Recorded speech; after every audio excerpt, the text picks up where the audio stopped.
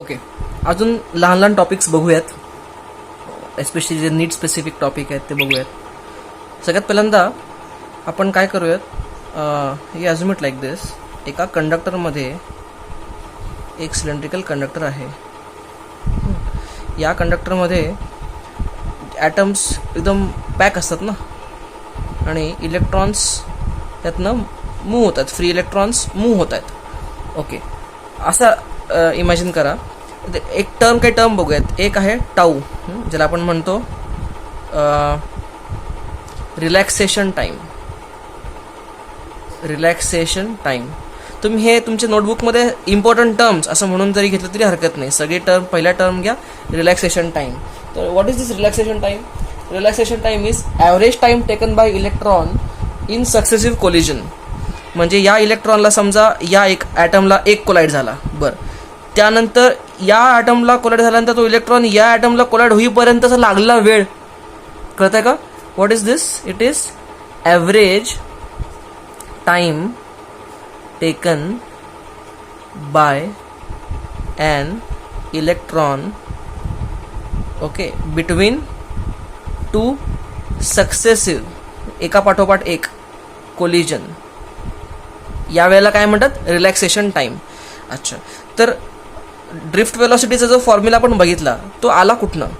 Okay, basically आपण असं assume केलं की आपल्याला कायनेमॅटिक्स माहिती आहे, V equal to U plus A T, where A is acceleration. अच्छा, ॲक्सेलरेशन कसं? आता समजा या कंडक्टरमध्ये जर इलेक्ट्रिक फील्ड ई आहे, या कंडक्टरच्या अक्रॉस जे पोटेन्शियल डिफरन्स आहे त्याच्यामुळे इलेक्ट्रिक फील्ड ई इथे एक्झिस्ट झालेलं आहे. तसं जर असेल तर मला एक सांगा, तसं जर असेल तर ॲक्सेलरेशन किती राहिलं? इलेक्ट्रॉनचं acceleration is force upon mass ना. फोर्स काय आहे? E upon mass. Okay, bring that acceleration value आपण इथं ठेवली तर काय मिळेल मला? व्ही आता फायनल वेलॉसिटी म्हणजे ड्रिफ्ट वेलॉसिटी ना. तुम्ही ड्रिफ्ट वेलॉसिटीच्या अगोदर ऐकलेलं आहे, म्हणजे पहिल्यांदा ऐकत नाही सध्या. यू इनिशियल स्पीड समजा आता 0 मानला, V equal to U plus A T ना. ई एम हे झालं ॲक्सेलरेशन, आणि टी टाईम जो की रिलॅक्सेशन टाईम आहे, टाऊ. कळत आहे का?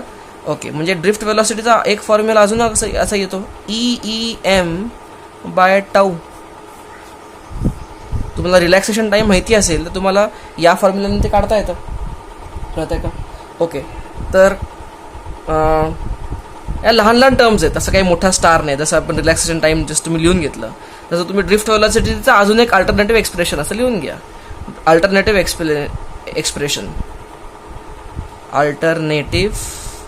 Expression of V D, drift velocity. हे एक आहे. अजून पण पुढे काय बघूयात. समजा हा जो कंडक्टर आहे, या कंडक्टरची length V D into delta T आहे. म्हणजे डेल्टा टी टाईममध्ये समजा हा इलेक्ट्रॉन या टोकापासून या टोकात जातोय. सिम्पल, म्हणजे length equal to speed into time. किती स्पीडने जातोय? व्ही डी स्पीडने जातोय, आणि ह्याची लेंथ किती झाली? Speed into time. कळतंय? अच्छा, असं जर आहे तर मला सांगा, या ठिकाणी जर समजा इफ देर आर, वेल, आता मी हे तिसऱ्या टायटलच्या खाली लिहितो, alternative expression of Ohm's law. आपण ओम्स लॉ बघितला आहे, V upon I equal to R. पण त्याचं अजून एक एक्सप्रेशन अल्टरनेटिव्ह आहे, हे पण बघू. आपल्याला हे प्रॉब्लेम सॉल्व्ह करताना मदत करेल. ते म्हणजे काय? समजा या ह्याच्यामध्ये कंडक्टरमध्ये जर एन नंबर ऑफ इलेक्ट्रॉन्स आहेत. What is N? N is number of electrons per unit volume. एका कुठल्याही गिवन इन्स्टंटमध्ये इलेक्ट्रॉन्स फ्लो होत आहेत. At any given instant if there are N number of electrons per unit volume, तर मला total number of electrons कसा काढता येईल? किंवा टोटल चार्ज इथनं किती फ्लो होत आहे, या क्रॉस सेक्शनमध्ये टोटल डेल्टा क्यू किती फ्लो झाला? Delta Q is equal to number of electrons into एका इलेक्ट्रॉनवरचा चार्ज ना. नंबर ऑफ इलेक्ट्रॉन्स किती आहेत? Number of electrons per unit volume into volume of the conductor. समजा ह्याचा क्रॉस सेक्शन ए आहे, तर काय लिहितो मी? A into V D T delta T. हे काय? A into V D T ही लेंथ आहे, length into area of cross section झाला व्हॉल्यूम, आणि या व्हॉल्यूमनी मी या एनला मल्टिप्लाय केलं. हा एन काय आहे? Number of electrons per unit volume. त्याला मी त्या व्हॉल्यूमनी मल्टिप्लाय केलं, मला काय मिळालं? व्हॉट इज दिस? हे टोटल इलेक्ट्रॉन्स ह्याच्यामध्ये असलेले, म्हणजे फ्री इलेक्ट्रॉन्स जे मूव्ह करणार आहेत, movable free electrons, total electrons. आणि या टोटल इलेक्ट्रॉन्सला जर मी एका इलेक्ट्रॉनच्या चार्जने मल्टिप्लाय केलं तर मला काय मिळेल? टोटल चार्ज मिळेल. ओके, आता जर मला हे D Q by delta T इथं घेतला मी, delta Q by delta T, तर मला काय मिळेल? N A V D into E. ह्यालाच आपण काय म्हणतो? करंट म्हणतो. म्हणून करंटचा फॉर्म्युला आपण बघितला आहे, हे बघितलेलं आहे. म्हणून आपण व्ही डीचा फॉर्म्युला असा पण लिहिता येतो, I by N E A. Drift वेलॉसिटीचा फॉर्म्युला असा आपण बघितलेला आहे, असं नवीन नाही, याच्या अगोदर बघितलेलं आहे, मी तुम्हाला एक्सप्लेन केलेलं आहे. ओके, ते कुठनं आलं? तर इथनं आलं. बरं, आता ह्याच्या पुढे आपण कसा कॉग्निझन्स घेऊयात बघा. आता मला हे माहिती आहे की आय बाय ए काय असतो? आय बाय ए असतो जे. मग काय येईल? J is equal to V D into N E. मी असं लिहू का हे? ओके, पण आता व्ही डीची व्हॅल्यू किती आहे? ही व्हॅल्यू आहे. ही व्हॅल्यू इथं मी आणली तर काय मिळेल मला सांगा? E square N tau by M असं मिळेल का? बघा, आता जर मी या ईला बाहेर काढलं तर मला E square N tau by M अशी एक टर्म मिळते. मला एक सांगा, ही टर्म आहे, ही अख्खी टर्म आहे, ही अख्खी टर्म त्या कंडक्टरची प्रॉपर्टी आहे. कसं काय? सगळ्यात पहिल्यांदा ई चार्ज ऑन इलेक्ट्रॉन हा तरी कॉन्स्टंट आहे. एन नंबर ऑफ इलेक्ट्रॉन्स, ते प्रत्येक कंडक्टरमध्ये किती नंबर ऑफ इलेक्ट्रॉन्स असले पाहिजेत व्हॅलन्स शेलमध्ये, ते आता कॉपरचे त्याचा व्हॅलन्सी इलेक्ट्रॉन्स माहिती आहे तुम्हाला. प्रत्येक इथं स्टील असेल, मेटल, कुठलंही मेटल असेल, या कंडक्टरचं हे प्रत्येक मटेरियलचं काहीतरी एन आहे, म्हणजे तो एन त्या मटेरियल डिपेंड करतो. बरं, त्या मटेरियलची डेन्सिटी काहीतरी विशिष्ट आहे, त्या डेन्सिटीवरनं हा रिलॅक्सेशन टाईम पण डिपेंड करतो. म्हणजे रिलॅक्सेशन टाईम पण त्या मटेरियलची प्रॉपर्टी आहे. आणि हा mass, what is M? Small M is mass of electron. बघा ना, आपण इथंच घेतलं ना, इथं आलं ना small M, mass of electron. बरं, म्हणजे all this is property of material. तर तुम्ही काय करतो? J is equal to E times sigma असं मी याला सिग्मा, याला एक टर्म जर दिली तर ॲक्च्युली हे सिग्मा असतो. तो हा सिग्मा काय आहे? ह्याला म्हणतात conductivity. This sigma is called as conductivity. आणि आपल्याला माहिती आहे कंडक्टिव्हिटीचा रेसिप्रोकलच काय असतो? Rho, resistivity. This is 1 resistivity. कळतंय का? ओके, आणि रेझिस्टिव्हिटीच्यावर आपण ह्याच्या अगोदर चर्चा केलेली आहे. तर हा जो एक रिलेशन आहे, हे रिलेशन जे आहे हे एक फार इम्पॉर्टंट आहे. हे किंवा अल्टरनेटिव्हला तर आम्ही असं लिहिता येईल ना की जर सिग्माच्या ठिकाणी 1/रो ठेवला तर मग काय लिहिता येईल मला? E is equal to rho J असं लिहू मी. कळत आहे का? ओके, आता हा पण एक ओहम्स लॉचा एक प्रकारचं एक्सप्लेनेशन आहे, एक फॉर्मॅट आहे. बघा, V equal to I R च्या सारखाच भाऊ आहेत ना हे. व्हीचा भाऊ ई, आयचा भाऊ जे आणि आरचा भाऊ रो. तर हे याच्यावर न्यूमेरिकल्स येणं शक्य आहे. आपल्याला हे सगळे फॉर्म्युला माहिती पाहिजे, आपल्याला काय काय पार्ट पाहिजे, आपल्याला हे रिलेशन माहिती पाहिजे पहिली गोष्ट. त्यानंतर आपल्याला हे पण रिलेशन माहिती पाहिजे, डायरेक्ट ह्याच्या न्यूमेरिकल सॉल्व्ह करायला याचं मदत होईल. कळत आहे? आपल्याला हे माहिती आहे, हे माहिती आहे, आणि ऑब्व्हियसली हे तर एक्सप्रेशन मागे होऊन गेलेलं आहे, ते तुम्हाला माहिती असेलच. तर या 3 गोष्टी आपल्याला माहिती पाहिजेत. तुम्हाला हे कळत आहे का? फाईन. तर हे तुम्ही हा अल्टरनेट फॉर्म पण लिहून घ्या. पुढचा एक छोटा आपण सब टॉपिक असा घेऊ, तो म्हणजे हा काही वेगळा मुद्दा नाही आहे, वेगळा टॉपिक नाही आहे. फक्त एक पाहिजे असेल तर मोठा स्टार करा, हरकत नाही, it's okay, up to you. तो म्हणजे calculation of resistance of various shapes of conductor. बघा, व्हेरी इंटरेस्टिंग. मी कंडक्टरचं रेजिस्टन्सचं बद्दल तुम्हाला मागच्या लेक्चर्समध्ये सांगत होतो की रेजिस्टन्स कशावर डिपेंड करतो, कशावर नाही करत. तर रेजिस्टन्स कंडक्टरच्या डायमेन्शनवर डिपेंड करतो का, तर येस करतो.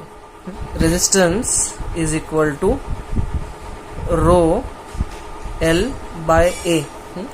आपण हे बघितलेलं आहे. आता याचा अर्थ काय, रेजिस्टन्स हा एल आणि ए वर डिपेंड करतो. आय थिंक हे मागच्या एका क्लासमध्ये एक्झाम्पल मी तुम्हाला घेतला असेल. ते म्हणजे समजा असा क्यूब आहे, ओके, हा ही ए बी आणि ही साईड लेंथ सी, आणि करंट असा फ्लो होतोय. 3D मध्ये दिसते तुम्हाला, करंट असा फ्लो होतोय. ओके, आता रेजिस्टन्स कसा असणार याचा रेजिस्टन्स असणार रो लेंथ ना.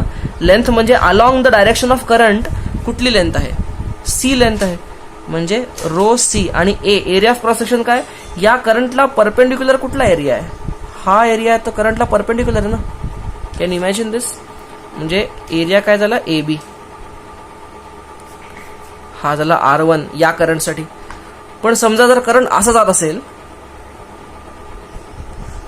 असेल तर R2 काय असणार आता, रो तोच असणार आहे, कारण रो हा मटेरियल डिपेंड करतो, मटेरियल तेच आहे. रो एल काय, ही लेंथ आहे ना, लेंथ ए आहे, आणि एरिया ऑफ क्रॉस सेक्शन. आता area of cross section perpendicular to हा करंट, कळतंय का, म्हणजे BC area is perpendicular to this current ना, या डायरेक्शनला. ओके, म्हणजे rho A by B C, हा झाला R2. Do you understand this. R1 आणि R2 म्हणजे रेजिस्टन्स या प्रकारे डिपेंड करतो. ओके, आता पुढे बघू. ही आहे पहिला आकडा घ्या. दुसरा घेऊ, तो म्हणजे व्हॉट इफ, एकच मिनिट,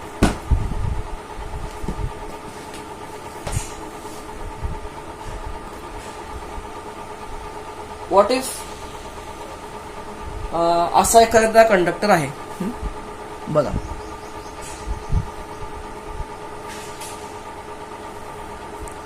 असा एक सिलेंड्रिकल कंडक्टर आहे, आपण हॉलो आहे. कॅन यू इमॅजिन दिस. आतनं पोकळ आहे. ओके,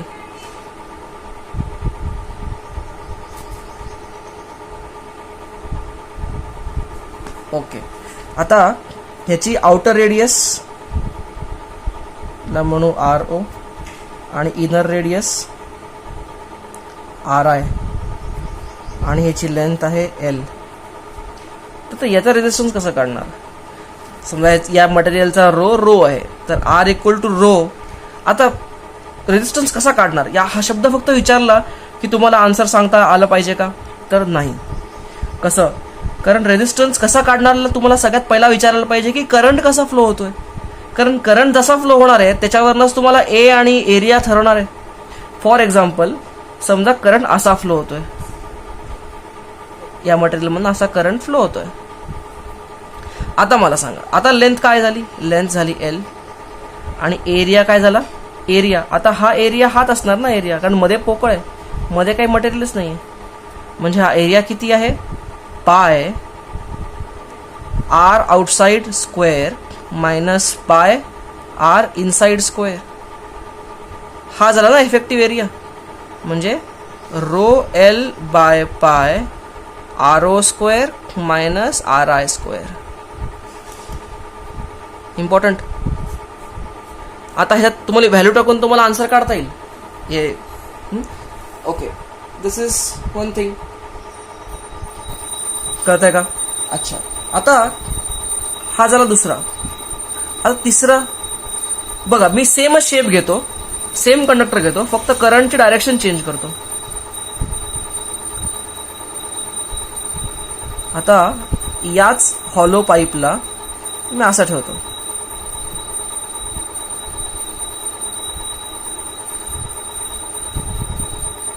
केअरफुली ऑब्झर्व करा.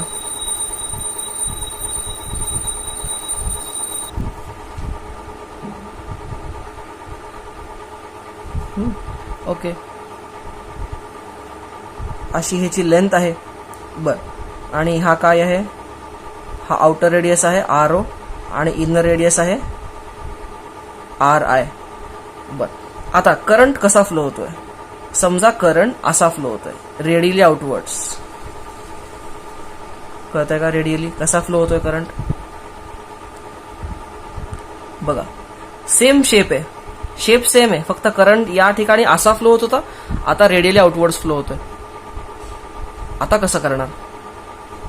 आता या किती रेजिस्टन्स असणार बघा.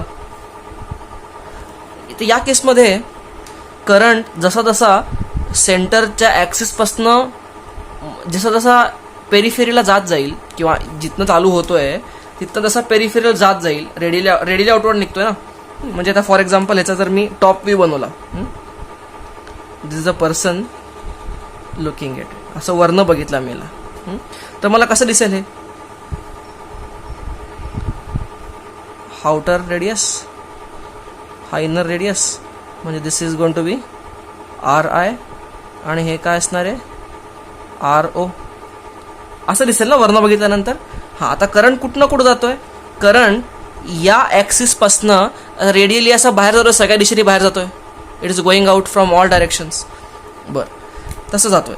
तर मग मला सांगा, जसं जसं तो बाहेर जात जाईल तसं तसं तो मोठ्या एरियाला फेस करत जाईल. तुम्हाला एक फरक कळतोय या दोन केसेसमध्ये आणि याच्यामध्ये फरक कळेल.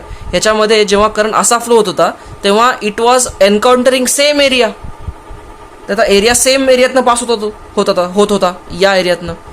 पण आता याच्यातनं जेव्हा तो असा पास होतोय रेडियल आउटवर्ड्स, तेव्हा तो मोठ्या मोठ्या मोठ्या एरियाला एन्काउंटर करतोय. म्हणजे एरिया व्हेरिएबल आहे. एरिया व्हेरिएबल असेल तर मला काय करायला लागेल? There is no other way than integration. बरं, इंटिग्रेट कसं करतो मी? या सेंटरपासनं स्मॉल r अंतरावर एक छोटासा एलिमेंट घेतो.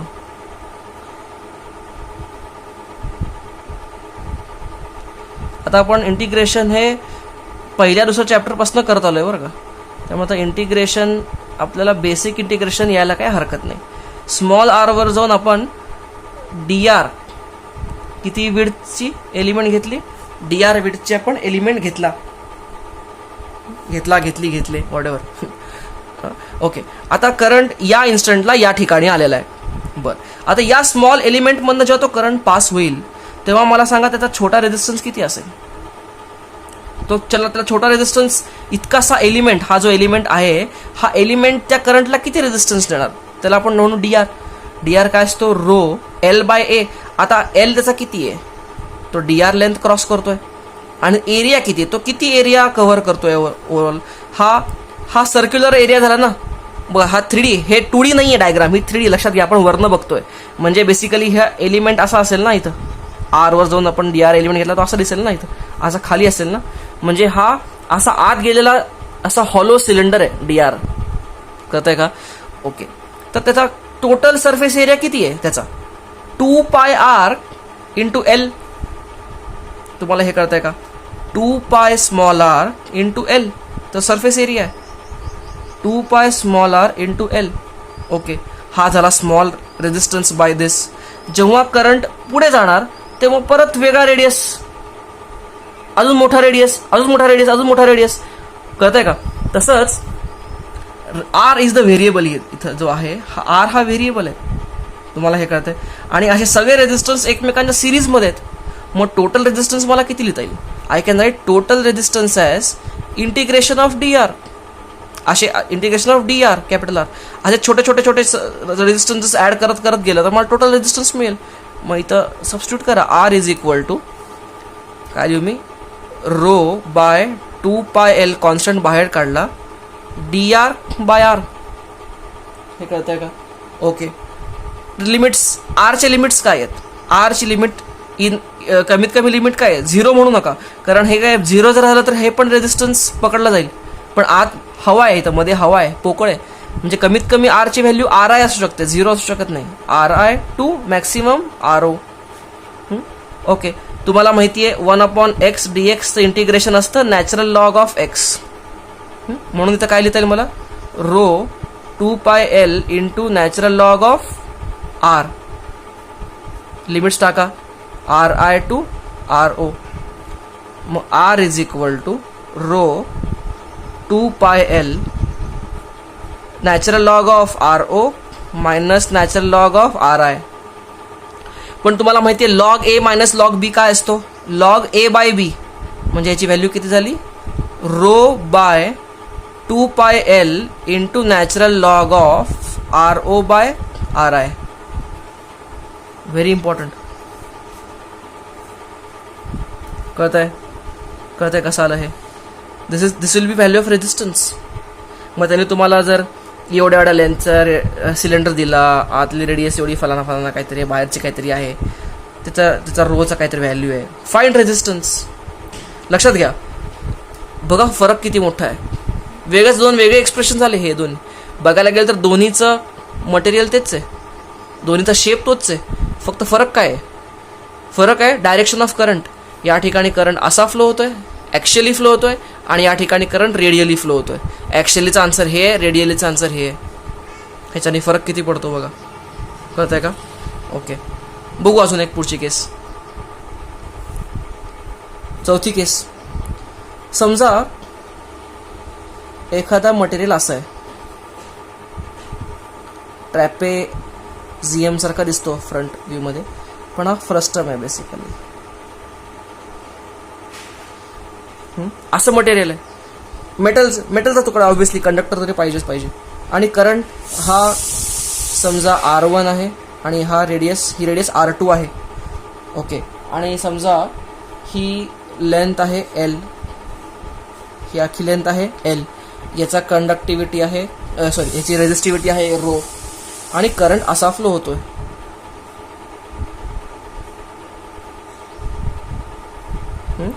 Find resistance. टोटल रेझिस्टन्स काढा, किती व्हॅल्यू आहे रेझिस्टन्सची. ओके, आता मला बेसिक फॉर्म्युला माहिती आहे, rho is equal R equal to rho L by A. हे मला बेसिक माहिती आहे, पण आता एल काढावं लागेल. माझ्या मते एल तरी एलच आहे. फरक काय पडतोय, फरक ए मध्ये पडतोय. पण area of cross section variable आहे, तर मला इथं पण काय करावं लागेल, इंटिग्रेट करावं लागेल. बरं, मी कसं इंटिग्रेट करतो हे, ह्याचा जर मी असा फ्रंट व्ह्यू घेतला तर मला असा दिसेल ना, ट्रॅपेझियम. कळतंय. आणि हा त्याचा ॲक्सिस आहे. बरं, मी काय करतो, या एंडपासनं एक्सच्या डिस्टन्सवर जाऊन डीएक्स एलिमेंट घेतो.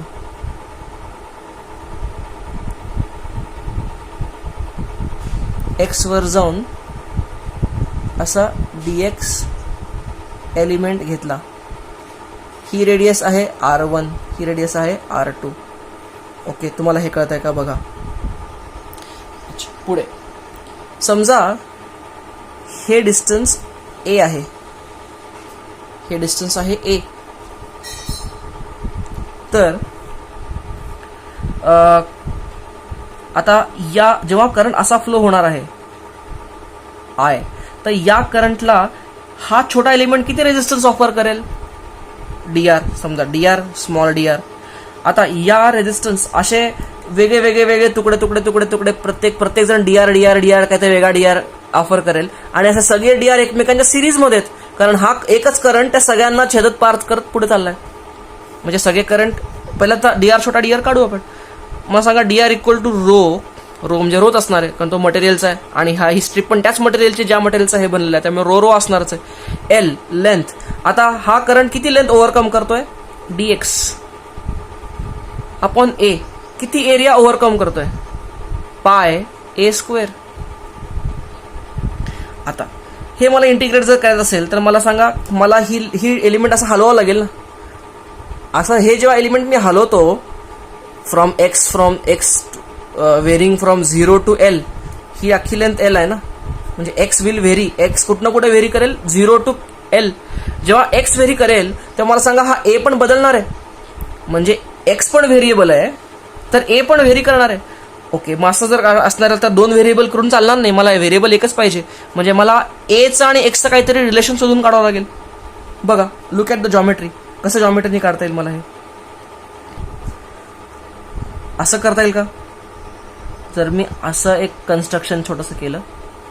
ओके, आता बघा, आता मला सांगा, look at this triangles. Triangle this, हा अँड हा. Are this 2 triangles similar to each other? Okay, तर मी काय करतो, this upon this is equal to this upon this. Similarity वापरतो. बोला, what is this upon this? ही लेंथ किती आहे? L. From geometry using similarity. हे लिहा प्रॉपर बरं का. मी जे काही तोंडी सांगतोय ते तोंडी इम्पॉर्टंट आहे, नुसतं बघून हे छापायचं काम करायचं नाहीये. कारण तुम्हाला आता तुम्ही लिहून घेताय, बरोबर आहे, तुम्हाला आता कळल्यासारखं वाटायला लागलंय, पण जेव्हा तुम्ही रिवाईज करणार आहे तेव्हा तुम्हाला कळायला पाहिजे हे कुठनं आलं होतं, हे कधीही विसरायचं नाही. बर, दिस अपॉन दिस, ही लेंथ किती आहे? एल. एल अपॉन हे किती आहे? हे आहे R2 मायनस R1. ही length is equal to this upon this, ही लेंथ किती आहे? एक्स अपॉन दिस, हे किती आहे? How much is this? बघा, मला हे पाहिजे ना.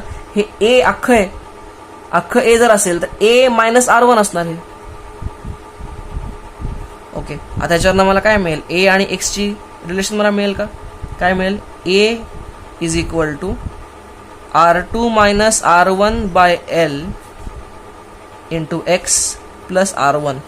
डायरेक्ट मारलंय मी. हा, बघा, एखादी स्टेप तुम्हाला करावीशी वाटली तर मध्ये करा. असं येईल हे ए.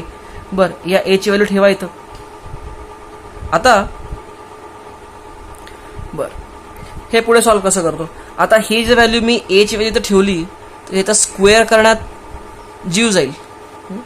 त्यापेक्षा अजून एक गोष्ट काय करता येईल, ह्याला डिफरन्शिएट करा विथ रिस्पेक्ट टू एक्स. मला काय मिळेल?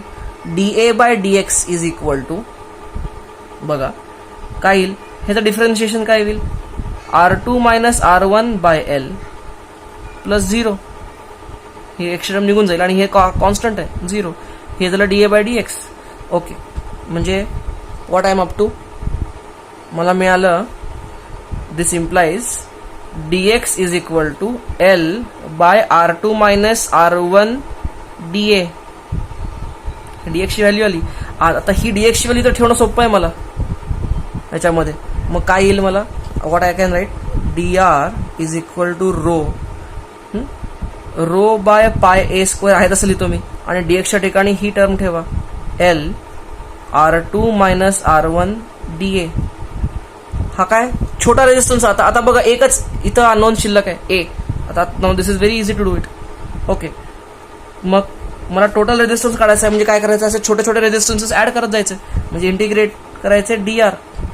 म्हणजे इंटिग्रेट ह्याला केलं तर row L bye pi A square R2 minus R1, हे सगळं कॉन्स्टंट बाहेर आले. सॉरी, ए स्क्वेअर नाही, इंटिग्रेशन DA बाय ए स्क्वेअर. ए व्हेरिएबल आहे ना, म्हणूनच आपण सगळं केलेलं आहे. ओके, आता याचं कसं करणार? रो L, आता ए चे लिमिट्स काय? A is varying from R1 to R2. R1 to R2, हो ना. जेव्हा ए कमीत कमी याची व्हॅल्यू R1 असणार आहे, मोठीतलं मोठी R2 असणार आहे. बरं, पुढे काय दिलं? पाय R2 मायनस R1 लिहिलं. Okay, what is this? A raise to minus 2 असतं ना, ह्याचं इंटिग्रेशन काय येतं? A raise to minus 2 plus 1 म्हणजे -1, म्हणजे हे येतं -1 अपॉन ए. आणि ह्याला आपण लिमिट्स घालणार R1 टू R2. हे कळतंय का? आता या मायनस साईनमुळे मी काय करतो? लिमिट्सची पलटी होते. या लिमिटची अदला बदली, म्हणजे काय होईल? रो L बाय पाय R2 मायनस R1 अपॉन, आता हे R1 वरती गेलं म्हणजे 1 upon R1 minus 1 upon R2. आता हे R2 मायनस R1 वरती येईल ना, आणि खाली R1 R2 राहील. R2 मायनस R1 ते कट होईल, म्हणजे काय झालं, रो L बाय पाय R1 R2. हे राहिलं माझं आन्सर. कळतंय? ओके. मग अशी फ्रेममध्ये नसेल तर आता बघा, कळतंय तुम्हाला? That's how this works. तर यातनं मला काय शिकायला मिळालं की रेझिस्टन्स डायमेन्शनवर डिपेंड करतो का, तर भरपूर डिपेंड करतो. बघा, आपण सगळं डायमेन्शन डिपेंडन्सीच बघितलेली आहे. या शेपमुळे त्याचा रेझिस्टन्सची व्हॅल्यू ही आली. तर मगाच्या केसेसमध्ये काय झालं, रेझिस्टन्स असा, कंडक्टर असा होता तेव्हा, आणि फक्त आयच्या डायरेक्शनमुळे अशी व्हॅल्यू आली, आणि आय रेडियली असा जात असेल आउटवर्ड तर त्याची रेझिस्टन्सची व्हॅल्यू अशी आली. कळतंय? अशा प्रकारे हे 2-3 मी तुम्हाला केसेस दाखवलेले आहेत, ते तुम्ही नोट डाऊन करा. ह्या 2 केसेस आहेत त्या नॉन व्हेरिएबल एरियाजच्या आहेत, सिम्पल केसेस आहेत या 2. पण या 2 केसेस ज्या आहेत, ही केस आणि ही केस, ह्याच्या या केसेस ह्या व्हेरिएबलच्या आहेत. आता क्वेश्चन आहे हे फॉर्म्युले पाठ करायचे का, तर किती तुम्ही फॉर्म्युले पाठ करणार आहे? You cannot. म्हणून हा फॉर्म्युला तुमच्या लक्षात राहिला, म्हणून लक्षात घ्या, प्रॉब्लेम सॉल्व्ह करून करूनच फॉर्म्युले पाठ झाले पाहिजे. ठीक आहे, फाईन. तर मी जे काही प्रॉब्लेम्स देतो आजच्या थेअरी लेक्चर आपण इथंच थांबूयात. चला, बाय.